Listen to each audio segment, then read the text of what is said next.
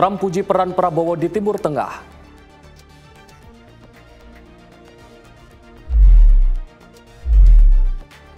Umroh mandiri resmi dilegalkan oleh pemerintah.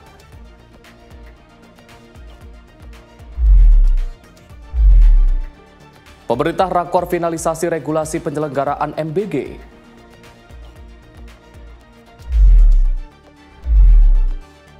Kajari Samarinda musnahkan puluhan ribu barang bukti rampasan negara.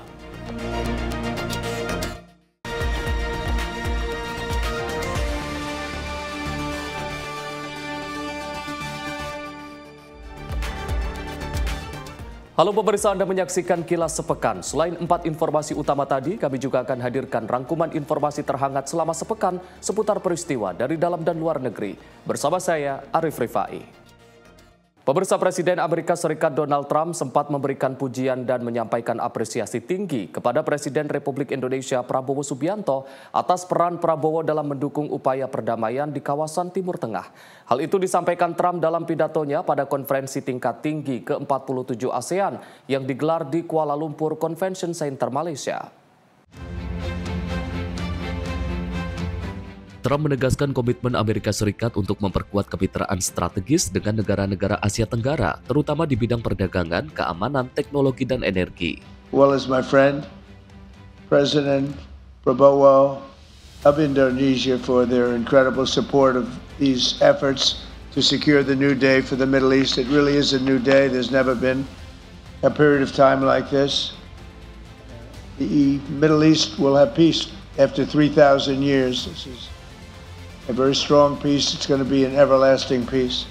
We're delighted to forge richer partnerships on energy technology, artificial intelligence, critical minerals, and other industries. I'd like to just say the United States is for you, committed to a free and open and thriving Indo-Pacific. My message to the nations of Southeast Asia is that the United States is with you 100%. And we intend to be a strong partner and friend for many generations to come.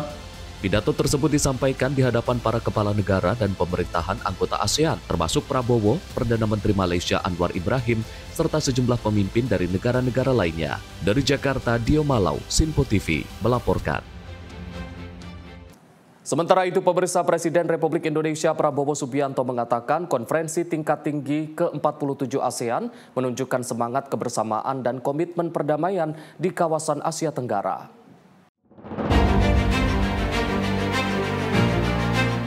Hal itu disampaikan Prabowo kepada media usai menghadiri serangkaian acara KTT.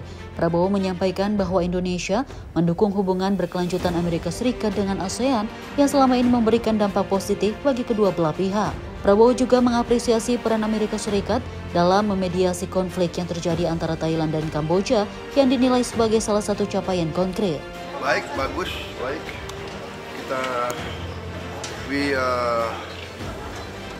We support the continued U.S. engagement with ASEAN. The engagement has been very positive for ASEAN and for the United States. And we were very happy that the U.S. has mediated the conflict between Thailand and Cambodia. So, yeah, the very positive outcome of the summit. Thank you. Prabowo menekankan pentingnya menjaga semangat kerjasama dan solidaritas antar negara ASEAN dalam menghadapi tantangan kawasan dengan menjaga kolaborasi menjadi kunci utama bagi stabilitas negara. Dari Jakarta, Dio Malau, Sinpo TV melaporkan.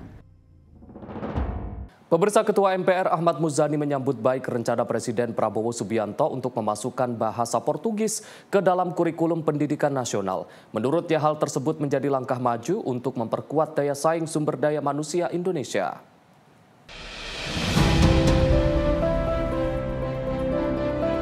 Presiden Prabowo Subianto mengungkapkan keinginannya agar bahasa Portugis menjadi prioritas di pendidikan Indonesia. Hal tersebut disampaikannya saat pertemuan dengan Presiden Brazil Lula da Silva di Istana Kepresidenan Jakarta pada beberapa waktu lalu. Ketua MPR Ahmad Muzani menilai rencana itu menjadi langkah maju untuk memperkuat daya saing sumber daya manusia Indonesia. Muzani mengatakan penerapan bahasa Portugis masuk kurikulum nasional diharapkan bisa meningkatkan kualitas pergaulan Indonesia di kancah global. Dirinya juga mengaku bangga bahasa Indonesia sudah ditetapkan menjadi bahasa yang paling banyak digunakan nomor 10 di dunia. Sebagai bahasa Indonesia, sebagai bahasa dunia, bahasa Indonesia sudah masuk bahasa ke-10 di dalam bahasa dunia yang ditetapkan oleh UNESCO. Kita bangga karena bahasa Indonesia sudah ditetapkan menjadi bahasa pergaulan nomor 10. Dan karena itu kita harus percaya diri, dan sekarang ini sudah menjadi bahasa persatuan, bahasa komunikasi, bahasa pergaulan, bahasa yang mempersatukan kita semua, termasuk bahasa pemerintahan. Bahasa Indonesia sudah diterima setelah 80 tahun kita merdeka, bahkan kurang lebih hampir 100 tahun lebih sejak Sumpah Pemuda ditetapkan. Kita pergi ke Papua, kita pergi ke Kalimantan, kedalaman sekalipun, menggunakan bahasa Indonesia sudah bisa berkomunikasi. Karena itu pemerintah sudah mulai berpikir tentang selain bahasa Inggris, bahasa Arab, bahasa Mandarin, menawarkan bahasa lain, yakni bahasa Portugis kan. Dari Bandung, Jawa Barat, Sinpo TV melaporkan. Pemirsa, pemerintah resmi melegalkan umroh mandiri di Indonesia melalui Undang-Undang Nomor 14 Tahun 2025 tentang perubahan ketiga tentang penyelenggaraan ibadah haji dan umroh. Calon jamaah nantinya dapat berangkat tanpa melalui biro travel umroh atau penyelenggara perjalanan ibadah umroh. Wakil Menteri Haji dan Umroh Dhanil Anzar Simanjuntak menjelaskan dengan dilegalkannya umroh mandiri melalui undang-undang untuk menyesuaikan perkembangan regulasi negara Arab Saudi. Dhanil menyebut hal ini juga merupakan upaya pemerintah dalam melindungi calon jemaah umroh mandiri. Nantinya para calon jemaah harus terdaftar terlebih dahulu dan juga melakukan pemesanan layanan di Arab Saudi melalui sistem nusuk. Terkait dengan umroh mandiri memang sudah diatur dan dilegalkan oleh undang-undang terbaru kita, Undang-Undang Haji, yaitu Undang-Undang Nomor 14 Tahun 2025. Nah, undang-undang tentu menyesuaikan dengan perkembangan regulasi yang ada di Saudi Arabia atau Kerajaan Saudi Arabia. Pada saat ini pintu atau gerbang untuk pelaksanaan haji mandiri memang sangat dibuka oleh Kementerian Haji dan Umroh Saudi Arabia, sehingga Indonesia tentu secara regulasi harus kompatibel, bahkan harus menyesuaikan regulasi kerajaan Saudi Arabia, sehingga kita kemudian di dalam undang-undang atau perubahan undang-undang bersama dengan DPR itu melegalkan haji mandiri. Nah, pelegalan haji mandiri ini berangkat dari perubahan-perubahan yang sangat radikal di perkembangan ekosistem ekonomi haji, di mana banyak sekali jamaah umroh mandiri dari seluruh dunia termasuk dari Indonesia sudah melakukannya selama ini. Nah, bahkan ketika undang-undang lama tidak mengakomodir pelaksanaan umroh mandiri, jamaah umroh kita sudah banyak yang melakukan umroh mandiri karena aturan dan regulasi pemerintah Kerajaan Saudi Arabia sangat membuka peluang itu. Nah, sehingga kita ingin melindungi seluruh jamaah umroh mandiri atau seluruh jamaah umroh kita, maka kita masukkanlah di dalam undang-undang untuk memastikan perlindungan terhadap jamaah umroh mandiri. Namun ketika kita ingin melakukan perlindungan terhadap jamaah umroh mandiri, juga artinya kita juga akan melindungi seluruh ekosistem ekonomi yang ada di dalamnya. Di sisi lain, anggota Komisi 8 DPR Aprozi Alam menilai peresmian umroh mandiri tersebut ialah untuk pemerintah ingin mendahulukan kepentingan masyarakat. Dirinya mengatakan kebijakan umroh mandiri bukanlah sebuah hal yang baru di Arab Saudi, melainkan telah berjalan sejak lama. Oleh karena itu, negara Indonesia mengikuti perkembangan regulasi yang ada di Arab Saudi. Sebenarnya nggak perlu ada pembahasan lagi. Undang-Undang Nomor 14 Tahun 2025 sudah clear. Bahwasanya kita dari Komisi 8 bersama pemerintah sudah mengesahkan untuk haji mandiri dan umroh mandiri. Ada pihak-pihak yang merasa kurang bisa diterima, saya pikir hal yang biasa lah. Ini kan travel adalah sebuah bisnis dan kepentingan masyarakat adalah kepentingan yang umum yang harus didahulukan oleh pemerintah. Apalagi kita tahu bahwasanya di Arab Saudi kan hal ini bukan baru. Mereka sudah membuka seluas-luasnya. Di Indonesia baru mengikuti regulasi yang ada di Arab Saudi. Jadi kita memberikan kebebasan kepada masyarakat Indonesia yang untuk melaksanakan haji mandiri maupun umroh mandiri tentunya mengikuti koridor-koridor yang sudah diatur dalam undang-undang. Misalkan mereka pertama agama Islam tentunya, yang kedua memiliki paspor tentu 6 untuk bolak-baliknya, yang ketiga kan harus mendaftar melalui online nusuk sehingga mereka bisa terdaftar di Kementerian Haji Indonesia dan Kementerian Haji Arab Saudi, dan pemerintah Indonesia tahu bahwa contohnya saya berangkat pada bulan ini tanggal segini, tentu harus itu. Nah, seandainya itu tidak dilakukan tentu tidak bisa. Ada yang mungkin ada lembaga-lembaga terkait yang mungkin atau pihak-pihak terkait yang merasa dirugikan, tentu yang namanya regulasi perubahan tentu ada yang dirugikan. Di Jakarta, Farizalda Fariskiano, Simpo TV melaporkan. Sementara itu, pemirsa, program makan bergizi gratis mendapat apresiasi di Forum UNCTAD ke-16 di Markas Besar PBB Jenewa. Indonesia menampilkan MBG sebagai contoh integrasi kebijakan sosial dengan pembangunan ekonomi inklusif.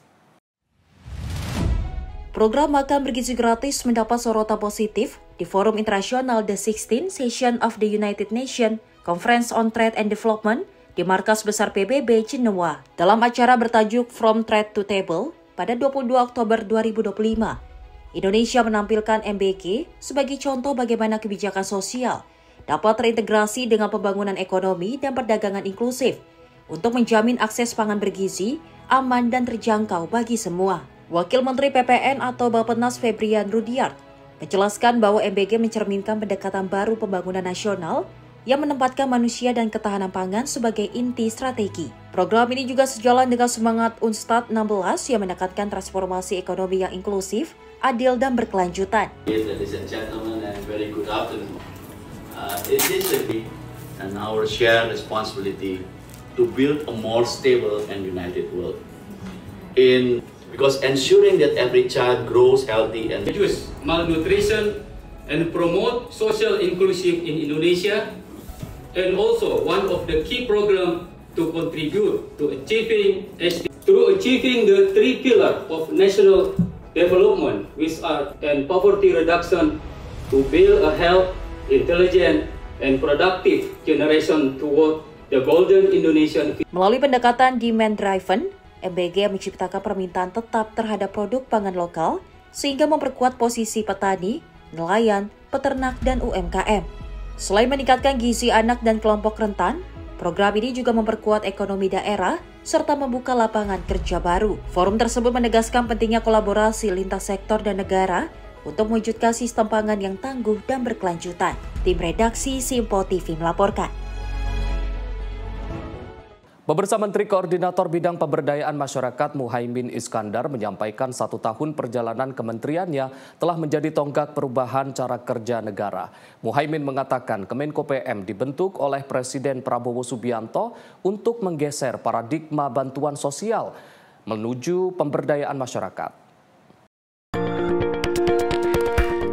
Di bawah koordinasi Kementerian Koordinator Pemberdayaan Masyarakat selama 1 tahun terakhir, 6 kementerian teknis telah menjalankan berbagai program kolaboratif guna memperkuat ekonomi rakyat, menciptakan lapangan kerja, dan mempercepat pengentasan kemiskinan. Menko Pemberdayaan Masyarakat Muhaimin Iskandar juga menegaskan, dalam 1 tahun kinerja Kemenko PM, kementeriannya kini telah beralih dengan paradigma pemberdayaan yang mana bantuan sosial nantinya hanya akan diberikan kepada 2 kategori penerima manfaat, yakni lansia dan juga difabel. Selain itu, capaian besar lainnya dari tahun pertama kinerja Kemenko PM adalah penyelesaian data tunggal sosial ekonomi nasional yang berdampak pada penyaluran bantuan dan program pemberdayaan menjadi lebih tepat sasaran dan juga terintegrasi. Kemenko Pemberdayaan Masyarakat ini dibangun dan diperintah oleh Pak Presiden untuk menggeser paradigma lama yang dulu heavy-nya bantuan sosial yang bersifat karitatif jangka pendek bergeser ke pemberdayaan jangka menengah dan panjang, sehingga seimbang. Dengan pemberdayaan ini diharapkan satu hari nanti yang menerima bantuan sosial hanya 2 kelompok. Satu lansia, yang kedua difabel. Sehingga masyarakat dari seluruh lapisan manapun, desil 1 dan seterusnya, tumbuh berkembang secara mandiri, produktif, inovatif, dan menjadi bagian dari ekonomi yang tumbuh di tanah air kita. Dari Jakarta, Tim Liputan Simpo TV melaporkan. Pemirsa, Gubernur DKI Jakarta Pramono Anung resmi melepaskan ratusan pasukan putih untuk melayani kesehatan masyarakat secara langsung di wilayah administrasi Provinsi Jakarta. Adapun layanan kesehatan oleh pasukan putih ini dilakukan secara gratis bagi masyarakat Provinsi Jakarta. Pasukan putih program garapan pemerintah Provinsi DKI Jakarta resmi dilepaskan Gubernur DKI Jakarta Pramono Anung di kantor Balai Kota DKI Jakarta. Pramono menyoroti kehadiran pasukan putih bagi warga Jakarta mampu meningkatkan kesejahteraan para masyarakat di wilayah administrasi Jakarta. Dirinya juga menyampaikan pelatihan yang didapat sebelumnya menjadi jawaban penting masyarakat yang membutuhkan pertolongan di sektor kesehatan. Layanan kesehatan terbaru milik Pemprov Jakarta ini hadir di 5 kota dan 1 kabupaten dalam Provinsi Jakarta. Diketahui, kriteria yang akan disasar pasukan putih yakni masyarakat lansia, difabel, tidak memiliki keluarga hingga pasien yang mengidap penyakit kronis. Program ini memang bagian dari janji kampanye pasangan Pramono Rano Karno semasa pemilihan Gubernur Jakarta lalu untuk pemenuhan kesejahteraan seluruh warga Jakarta di sektor pelayanan kesehatan. Mereka sebenarnya sudah 1 bulan ini bekerja, mendapatkan pelatihan, dan mereka akan diterjunkan untuk turun di masyarakat bagi warga yang membutuhkan. Di antaranya adalah yang difabel, lansia, kemudian juga ada juga beberapa yang masih muda tetapi sudah tidak bisa beraktivitas, sehingga dengan demikian pasukan putih inilah yang kemudian akan turun ke lapangan. Mereka akan memberikan perawatan, rujukan, bahkan kalau diperlukan akan membawa yang bersangkutan atau pasien tersebut ke rumah sakit rujukan. Kepala Dinas Kesehatan Provinsi DKI Jakarta, Ani Puspitawati menegaskan, pelayanan kesehatan pasukan putih ini 100% dipergunakan secara gratis kepada seluruh masyarakat Jakarta. Semuanya gratis, jadi pasukan putih itu bertugas melakukan pelayanan kesehatan di rumah terhadap kelompok-kelompok yang memang membutuhkan, yang memiliki keterbatasan di dalam melakukan aktivitas harian, lansia, atau ada sakit tertentu, tirah baring, dan lain-lain secara gratis. Pasukan putih ini kualifikasi pendidikannya kami ambil minimal adalah SMA. Jadi memang kami mencari anak-anak setara SMA, kemudian kami memberikan pelatihan untuk menambah kompetensinya. Dari Jakarta, Max Ronabayu, Simpo TV melaporkan. Pemirsa, Menteri Koperasi RI Ferry Juliantono mendorong berdirinya koperasi di masjid seluruh Indonesia. Hal ini disepakati dalam acara Rakernas 2 Majelis Tablik Pimpinan Pusat Muhammadiyah di Kota Batu pada 25 Oktober 2025. Menteri Koperasi RI Ferry Juliantono menghadiri Rakernas kedua Majelis Tablik Pimpinan Pusat Muhammadiyah di Kota Batu pada 25 Oktober 2025. Dalam acara Rakernas 2 Majelis Tablik Pimpinan Pusat Muhammadiyah tersebut, disepakati mendorong berdirinya koperasi di masjid seluruh Indonesia. Harapannya agar masjid bukan hanya menjadi tempat ibadah, melainkan bisa menjadi pusat pemberdayaan, tempat tumbuhnya ekonomi umat yang mandiri, adil, dan saling menguatkan. Tadi kita sepakat untuk mendorong berdirinya koperasi di masjid-masjid di seluruh Indonesia. Harapannya ya masjid bukan hanya menjadi tempat ibadah, tapi juga bisa berfungsi menjadi tempat alat perjuangan ekonomi yang bisa membangun ekosistem bersama-sama dengan koperasi yang ada maupun koperasi-koperasi desa kelurahan Merah Putih yang ada di Indonesia. Tim redaksi Simpo TV melaporkan. Pemirsa, informasi lainnya akan kami hadirkan usai jeda. Tetaplah bersama kami di Kilas Sepekan.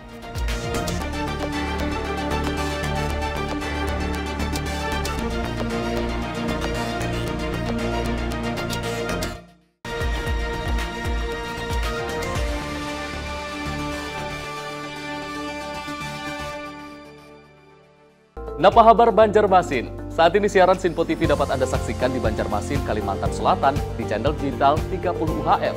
Segera scan ulang saluran digital televisi Anda untuk memastikan Anda dapat menikmati program-program terbaru di Sinpo TV. Sinpo TV, referensi berita politik masa kini.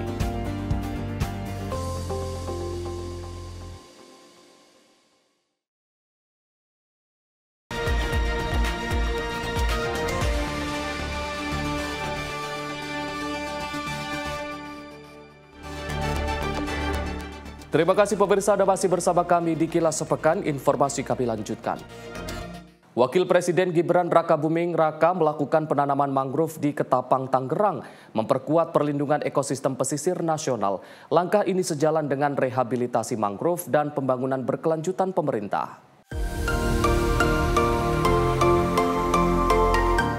Wakil Presiden Gibran Rakabuming Raka menegaskan komitmen pemerintah untuk memperkuat perlindungan dan pengelolaan ekosistem mangrove nasional saat menanam bibit mangrove di Taman Mangrove Ketapang, Kecamatan Mau, Kabupaten Tangerang, Banten pada Senin 27 Oktober 2025. Kegiatan ini menjadi bagian dari implementasi PP nomor 27 tahun 2025 tentang perlindungan dan pengelolaan ekosistem mangrove, sejalan dengan misi pemerintah mewujudkan pembangunan berkelanjutan dan ekonomi hijau.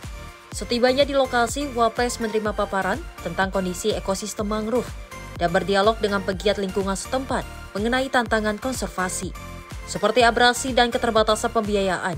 Usai berdialog, Wapres bersama rombongan menanam bibit mangrove sebagai simbol kolaborasi lintas generasi dalam menjaga alam. Menteri Lingkungan Hidup Hanif Faisal Nurrafiq menyampaikan, perhatian Wapres terhadap ekosistem mangrove di Indonesia yang seluas 3,4 juta hektar dengan 750.000 hektar memerlukan rehabilitasi. Wapres menekankan pentingnya sinergi lintas sektor karena mangrove tidak hanya berfungsi ekologis, tetapi juga memberi manfaat ekonomi bagi masyarakat, mendukung percepatan rehabilitasi seluas 800.000 hektar di seluruh Indonesia. Tim redaksi Sinpo TV melaporkan. Sementara itu, pemirsa, Kementerian Agama tengah mempersiapkan pelaksanaan ICIS Plus 2025 yang akan menjadi ajang kolaborasi riset internasional. Konferensi ini mengusung semangat integrasi ilmu, penguatan ekologi, serta pengembangan jejaring akademik global.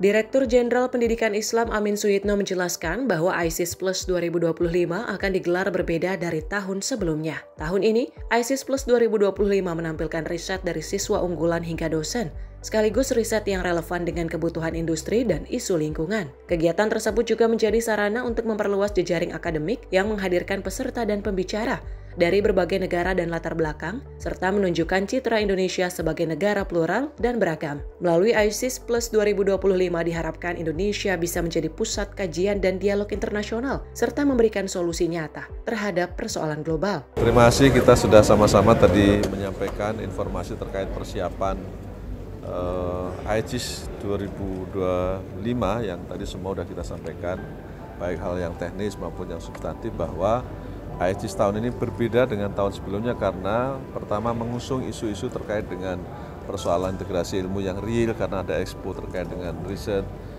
bahkan dari mulai jenjang anak-anak aliyah unggulan sampai hasil risetnya semua kawan-kawan di perguruan tinggi keagamaan, bahkan juga melibatkan beberapa dosen kita yang ada di perguruan tinggi umum khususnya di bawah Dikti Saintek. Itu satu. Yang kedua juga riset yang relevan dengan kebutuhan industri yang orang sering nyebut dengan DUDI, termasuk beberapa riset kita yang nantinya bisa dikolaborasikan dengan persoalan isu-isu lingkungan. Dari Depok, Jawa Barat, Mariska Ahmad Amin, Sinpo TV melaporkan. Pemerintah dalam hal ini Menteri Koordinator Bidang Pangan menggelar rapat finalisasi regulasi penyelenggaraan program makan bergizi gratis bersama Menteri Sekretaris Negara dan juga kepala lembaga terkait. Pemerintah sepakat akan menyempurnakan penyelenggaraan dan pengawasan terkait keputusan Presiden mengenai tata kelola penyelenggaraan program MBG.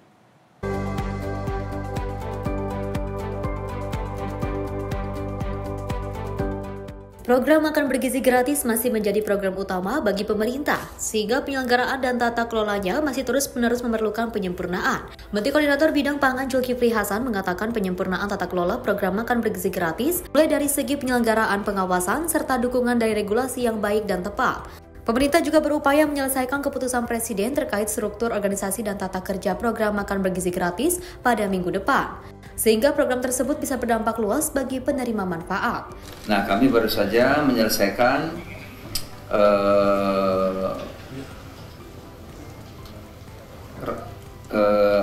Kepres, tim koordinasi penyelenggaraan program MBG, yang diminta saya yang memimpin untuk koordinasi. Sudah insyaallah besok Kepres akan ada. Kemudian juga sudah disepakati hari ini Perpres tata kelola penyelenggaraan program MBG, baik nanti penyelenggaraannya ya harus sempurna gitu. Yang kedua pengawasannya, kemudian juga tata kelolanya. Yang ketiga, yang pertama tadi tim koordinasi sudah selesai, Perpres tata kelola penyelenggaraan program MBG sudah selesai.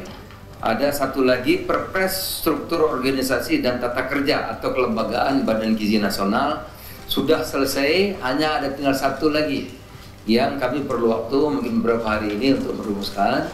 Insya Allah nanti Perpres struktur organisasi dan tata kerja kita akan selesaikan minggu depan. Saudara-saudara, semua ini sekali lagi agar program yang utama karena akan memberikan dampak yang sangat besar, dampak yang luas ya. Dari Jakarta, Sri Dewi Andayani, Rona Bayu, Simpo TV melaporkan.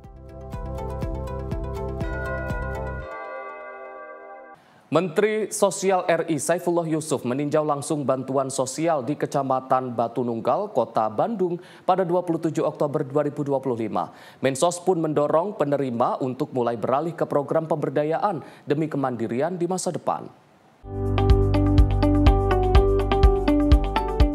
Menteri Sosial RI Saifullah Yusuf meninjau langsung bantuan sosial di Kecamatan Batu Nunggal, Kota Bandung pada 27 Oktober 2025. Dalam kunjungan tersebut, Mensos yang akrab disapa Gus Ipul berdialog bersama keluarga penerima manfaat atau KPM. Di kesempatan itu pun bersama-sama memantau proses penyaluran serta melakukan pengecekan data tunggal sosial ekonomi nasional atau DTSN. Gus Ipul pun mengingatkan agar bantuan digunakan sesuai kebutuhan serta mendorong penerima untuk mulai beralih ke program pemberdayaan demi kemandirian di masa depan. Sementara itu, total bantuan sembako untuk Kecamatan Batu Nunggal pada triwulan 3 mencapai 2,17 miliar rupiah bagi 3.629 KPM. Tim redaksi Sinpo TV melaporkan. Kita beralih ke informasi lain. Pemirsa, Pasar Burung Barito, Kebayoran Baru, Jakarta Selatan mulai dibongkar petugas pada Senin 27 Oktober 2025. Kios-kios yang berjejer rapi di pinggir Taman Langsat dibongkar menggunakan ekskavator sejak pukul 6.00 waktu Indonesia Barat.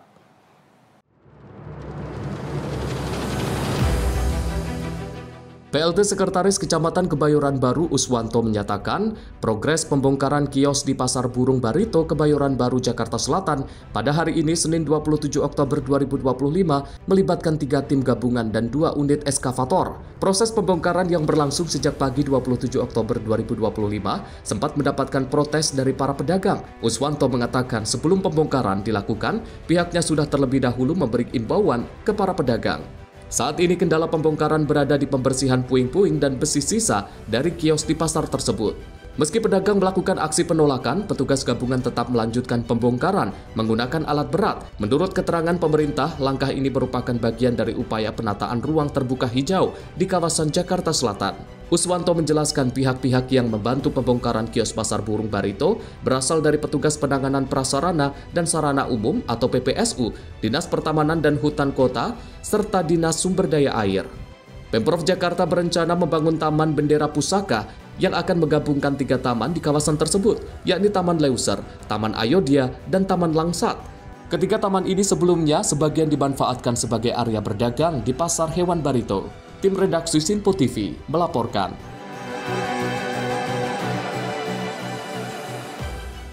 Pemirsa, Menteri Usaha Mikro, Kecil, dan Menengah Maman Abdurrahman membuka agenda Bajepinyo 2025 yang diselenggarakan oleh Sahabat Pontianak di Taman Mini Indonesia Indah.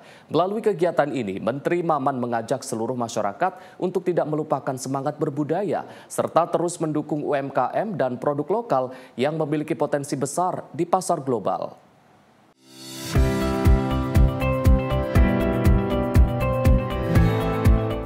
Pada Sabtu 25 Oktober 2025, Menteri UMKM Maman Abdurrahman resmi membuka agenda Bajai Pinyok 2025 di Taman Mini Indonesia Indah, Jakarta Timur. Acara diselenggarakan oleh sahabat Pontianak ini menjadi wadah untuk menumbuhkan semangat cinta budaya, adat istiadat, dan produk lokal Indonesia.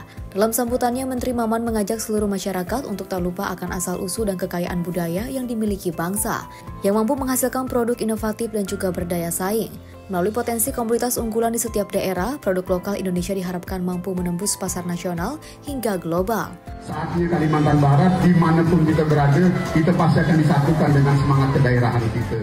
Melalui agenda Bajai Pinyok 2025, Menteri Maman berharap semangat berbudaya dan juga kreativitas UMKM terus tumbuh menjadi kekuatan baru dalam membangun ekonomi nasional yang mandiri dan juga berkelanjutan. Tim redaksi Simpo TV melaporkan. Kita beralih ke informasi lain, pemirsa. Seorang guru muda lulusan Australia, Rifki Nurman Aziz, kembali ke Indonesia untuk mengajar di sekolah rakyat.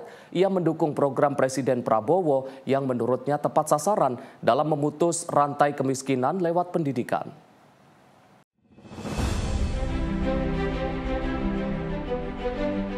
Rifki Nurman Aziz, lulusan Universitas Pendidikan Indonesia Bandung yang juga sempat melanjutkan studi ke Australia, memilih kembali ke Indonesia untuk mengajar di Sekolah Rakyat Menengah Atas 13 Bekasi.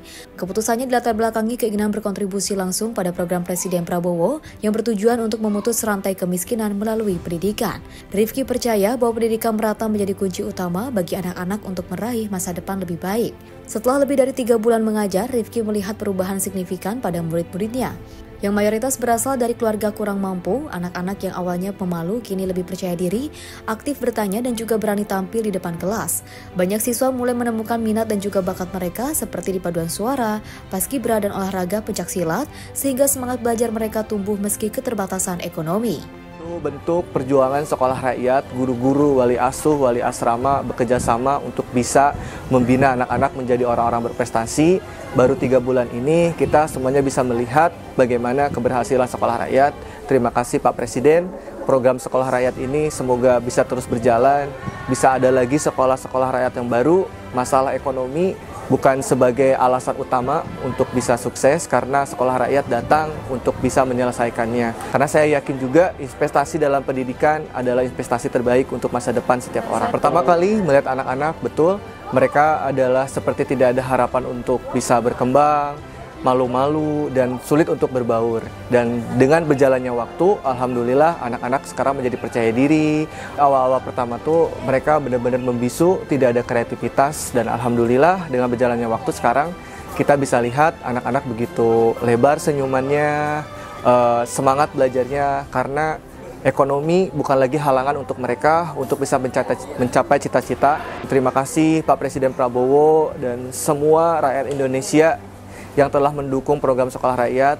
Saya percaya program ini sangat baik, tepat sasaran untuk orang-orang yang bahwa ekonomi adalah masalah terbesar dalam pendidikan. Untuk mencapai cita-cita dan kehidupan lebih baik, maka sekolah rakyat itu menjawab untuk memutuskan rantai kemiskinan. Rifki menilai program sekolah rakyat sangat tepat sasaran karena tidak hanya memberikan kesempatan belajar, tetapi juga menumbuhkan harapan dan percaya diri bagi siswa. Ia terharu melihat semangat anak-anak termasuk dari keluarga pemulung yang memiliki cita-cita tinggi. Bagi Rifki, perubahan ini membuktikan bahwa pendidikan dapat mengubah nasib, dan ia menyampaikan terima kasih kepada Presiden Prabowo atas inisiatif program tersebut. Tim redaksi Simpo TV melaporkan. Sementara itu, pemirsa, siswa Sekolah Rakyat Menengah Atas 33 Tangerang Selatan menerima 1 laptop untuk masing-masing siswa. Program ini bertujuan untuk mempermudah proses belajar dan juga mendukung pendidikan berkualitas bagi anak-anak dari keluarga kurang mampu. Dalam unggahan akun TikTok @srma33 Tangsel yang diposting ulang oleh S. Astacita Indonesia, siswa Sekolah Rakyat Menengah Atas 33 Tangerang Selatan terlihat menerima 1 laptop untuk setiap siswa. Program ini bertujuan meningkatkan kualitas pembelajaran dan mempermudah proses belajar di sekolah. Laptop-laptop tersebut dikirim dari Kementerian Sosial dan dibagikan secara rapi, sementara guru juga akan mendapatkan fasilitas serupa secara bertahap. Program ini menjadi bagian dari upaya pemerintah memutus rantai kemiskinan melalui pendidikan yang setara dan berkualitas. Presiden Prabowo ingin memastikan anak-anak dari keluarga tidak mampu tidak mewarisi kemiskinan, sehingga sekolah rakyat memberikan akses pendidikan yang adil dan berkualitas bagi generasi muda dari kelompok kurang mampu. Siswa sekolah rakyat berasal dari kategori desil 1 dan 2 dalam data tunggal sosial ekonomi nasional.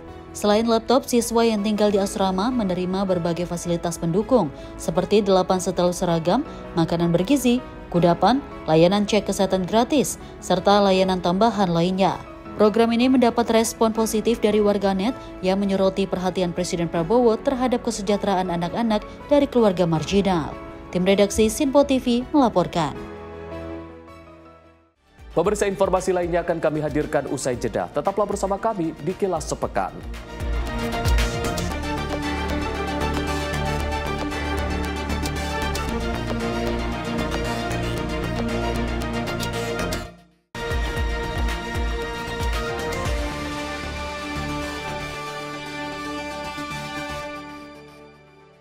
Apa saja peristiwa terhangat yang akan menemani Anda di waktu istirahat siang? Penting dengan Perdana Menteri Malaysia Anwar Ibrahim. Polisi menyita barang bukti satu dan beroperasi di Terminal 1B. Ia menyebut GBN bukan sekedar pameran. Beragam isu dan kejadian yang sedang menjadi sorotan kami sajikan secara aktual dan terpilih. Dan Wakil Ketua DPR RI ke masyarakat. Sebelumnya semua portal secara serentak. Jangan lewatkan Menyapa Indonesia Siang setiap Senin hingga Jumat hanya di Sinpo TV.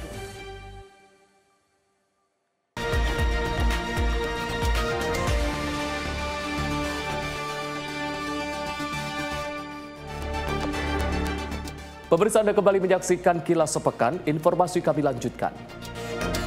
Perempuan Indonesia Raya atau PIRA menggelar kegiatan sosial donor darah dalam rangka memperingati hari jadi ke-17 sekaligus Hari Sumpah Pemuda di kantor DPP Gerindra Jakarta. Aksi kemanusiaan ini menjadi bentuk kepedulian organisasi sayap Partai Gerindra itu terhadap masyarakat, sekaligus mempererat solidaritas antar anggota.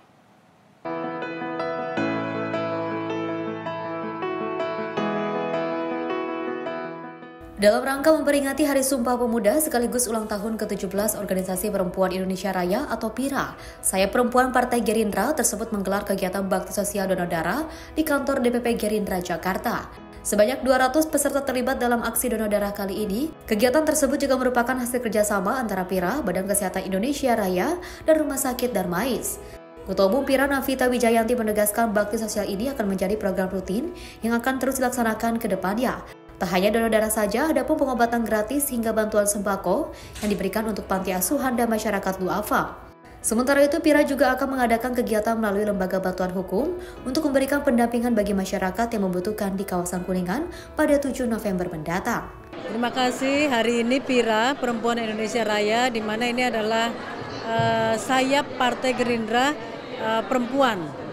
Kemudian kemarin setelah Munas dan ulang tahun yang ke-17 dan bertepatan di Hari Sumpah Pemuda ini 28 Oktober kita melaksanakan acara bakti sosial donor darah yang sebelum kegiatan ini kita sudah melaksanakan acara pengobatan gratis dan hari ini donor darah ini dilaksanakan untuk masyarakat dan karyawan perkantor, itu ya tidak membatasi sekitar kantor Partai Gerindra, sekretariat PIRA, di mana sekitar ini kalau sudah terhitung 200 lebih bekerja sama dengan PIRA, Kesira, dan Rumah Sakit Darmais.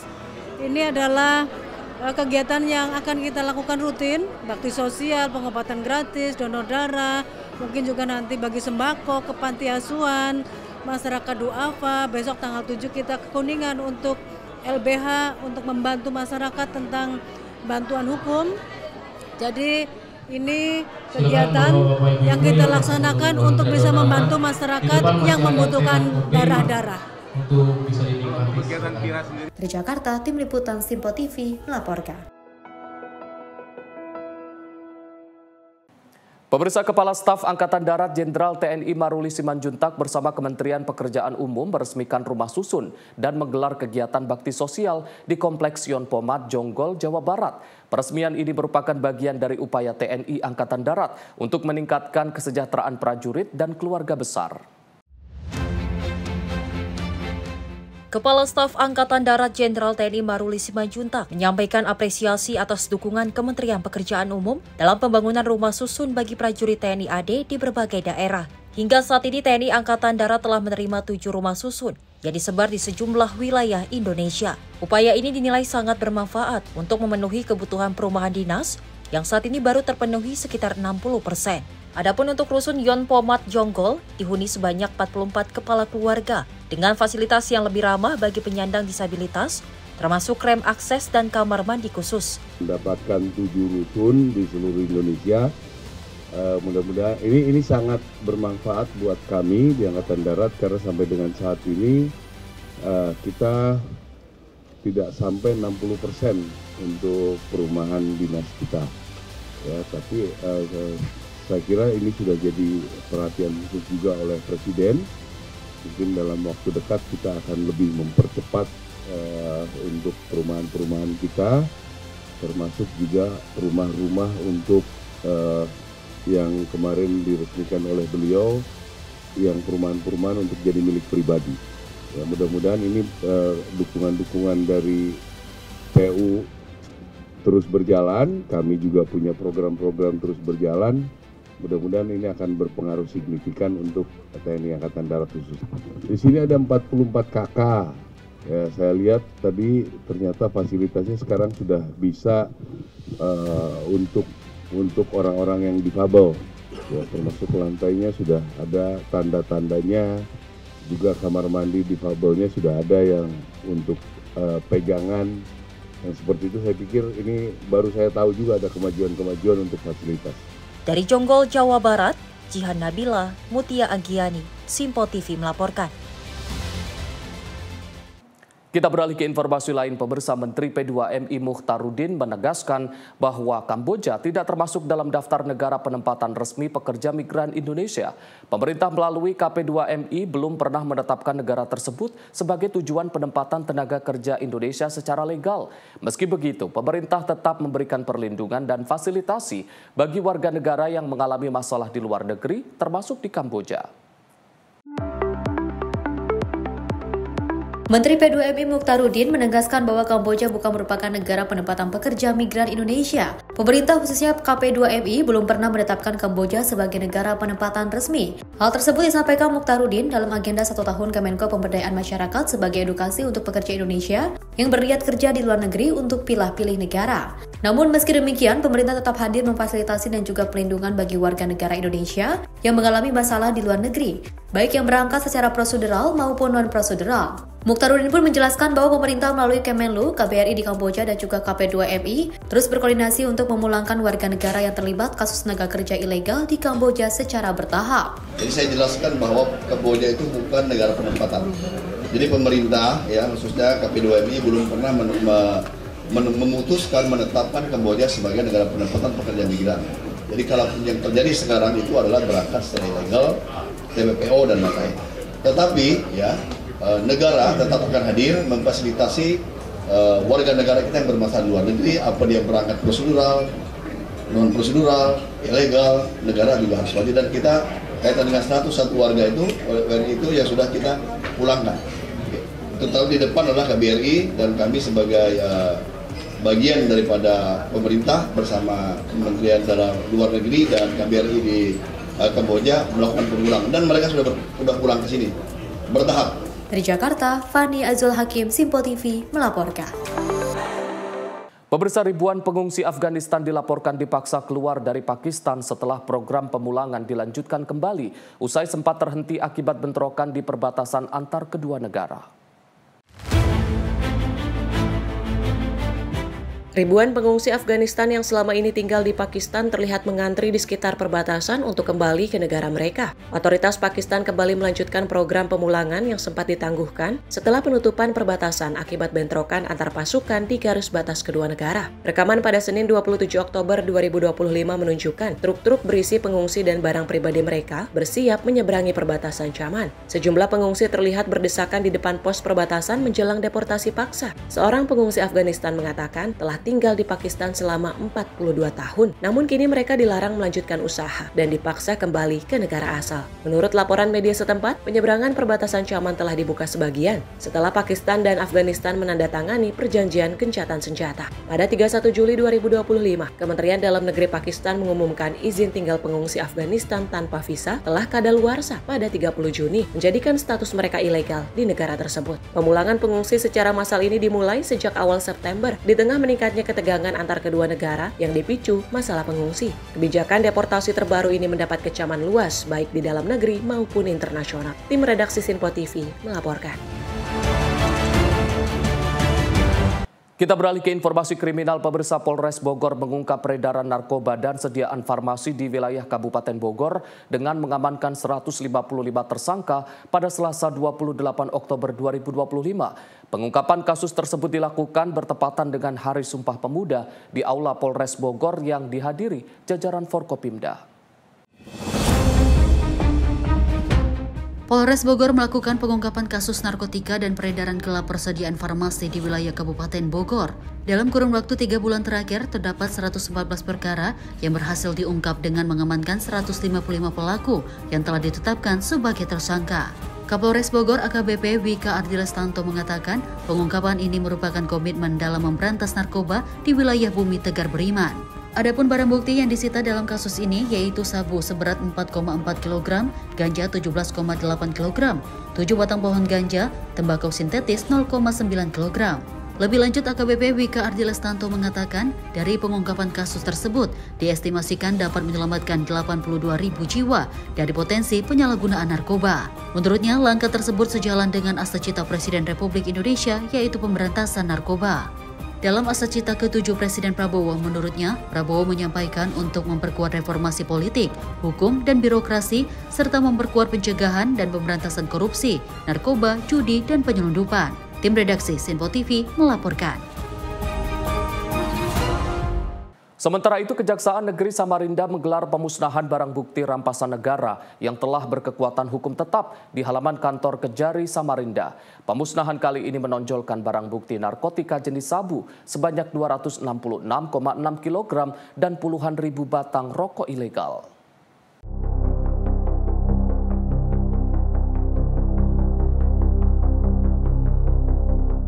Bertepatan dengan peringatan Hari Sumpah Pemuda, Kejaksaan Negeri Samarinda memusnahkan barang bukti rampasan negara yang telah berkekuatan hukum tetap di halaman kantor Kejari Samarinda Selasa 28 Oktober 2025. Kepala Kejari Samarinda Firmansyah Subhan menjelaskan bahwa kegiatan tersebut merupakan agenda rutin bulanan yang melibatkan berbagai unsur penyidik seperti Bea Cukai, Balai POM, dan unsur Forkopimda. Tepat pada tanggal 28 Oktober ya, Hari Sumpah Pemuda ini. Jadi kami melaksanakan pemusnahan barang bukti yang mana ini sudah mempunyai kekuatan hukum tetap yang bersumber dari beberapa unsur penyidik, yaitu yang pertama itu dari PNS dari Bea Cukai, kemudian dari Balai POM, dan kita rangkum dalam satu kegiatan yang dilaksanakan pada pagi hari ini. Kegiatan ini kita bicarakan secara seremonial dan itu dapat disaksikan sendiri bahwa banyaknya batang rokok itu berapa ribu. Kemudian ada beberapa alat-alat kesehatan yang tidak memenuhi standar SNI, dan hari ini semua dihadiri oleh teman-teman unsur Forkopimda dan ada beberapa teman-teman yang dari penyidik PPNS yang berkompeten. Di agenda itu kami laksanakan setiap bulan. Jadi setiap bulan kami melaksanakan kegiatan pemusnahan barang bukti. Pemusnahan kali ini menonjolkan barang bukti narkotika jenis sabu seberat 266,6 kg dan lebih dari 70.000 batang rokok ilegal. Kasih Pemulihan Aset dan Pengelola Barang Bukti Kejari Samarinda, Iswan Nur menambahkan bahwa barang bukti yang dimusnahkan berasal dari 40 perkara narkotika serta 20 perkara tindak pidana umum dan Kamnektibum. Selain sabu, turut dimusnahkan ganja seberat 29,40 gram, 3 butir ekstasi, 12 senjata tajam, 20 unit telepon genggam, dan ratusan barang bukti lain seperti korek api. Untuk rokok ilegal, total yang dimusnahkan mencapai 70.357 batang dari berbagai merek seperti Smith dan Sakura. Dalam kesempatan itu, Kejari Firmansyah juga mengumumkan perubahan penting dalam sistem pengelolaan benda sitaan atau rampasan negara. Menurutnya, tanggung jawab yang sebelumnya berada di bawah Kementerian Hukum dan HAM kini telah dialihkan ke pihak kejaksaan. Tim redaksi Sinpo TV melaporkan. Pemirsa, Menteri Pariwisata Widianti Putri Wardana secara resmi membuka Jakarta Fashion Week 2026 dengan tema The Legacy of Style di Pondok Indah Mall 3, Jakarta Selatan. Pagelaran karya busana edisi ke-18 ini merupakan sebuah capaian penting dalam perjalanan kreatif fashion Indonesia. Menteri Pariwisata Widianti Putri Wardana bersama Wakil Gubernur DKI Jakarta Rano Karno menghadiri sekaligus membuka secara resmi Jakarta Fashion Week 2026 di Pondok Indah Mall 3, Jakarta Selatan pada Senin 27 Oktober 2025. Penyelenggaraan JFW yang ke-18 tersebut berlangsung mulai 27 Oktober hingga 2 November 2025 dengan mengusung tema The Legacy of Style. JFW 2026 menampilkan lebih dari 120 desainer busana dari dalam negeri maupun mancanegara seperti Korea Selatan, Malaysia, Filipina, dan Singapura. Menpar pun mengapresiasi JFW 2026 yang merupakan tonggak penting dalam peneguhan posisi Indonesia di peta industri fashion dunia. Menurutnya, JFW 2026 menciptakan multiplier effect, yaitu menggerakkan UMKM, memperluas peluang kerja kreatif, dan menumbuhkan rasa bangga terhadap produk lokal dan budaya bangsa. Atas nama Kementerian Pariwisata, saya menyampaikan selamat atas terselenggaranya Jakarta Fashion Week tahun ke-18 ini yang merupakan tonggak penting dalam menentukan posisi Indonesia di peta industri fashion dunia. Grand Opening Jakarta Fashion Week menandai perayaan besar kreativitas dan budaya bangsa melalui tema The Legacy of Style, sebuah refleksi dari perjalanan panjang warisan mode Indonesia yang terus hidup dan berevolusi. Kita menyaksikan perubahan besar dalam selera masyarakat. Generasi muda kini semakin mencintai produk lokal karena mereka mencari authenticity, value, and sustainability. Semangat inilah yang membuat industri mode kita semakin berdaya dan relevan di kancah internasional. Event seperti Jakarta Fashion Week menciptakan multiplier effect, menggerakkan UMKM, memperluas peluang kerja kreatif, sekaligus menumbuhkan rasa bangga terhadap produk lokal dan budaya bangsa. Tim redaksi Sinpo TV melaporkan.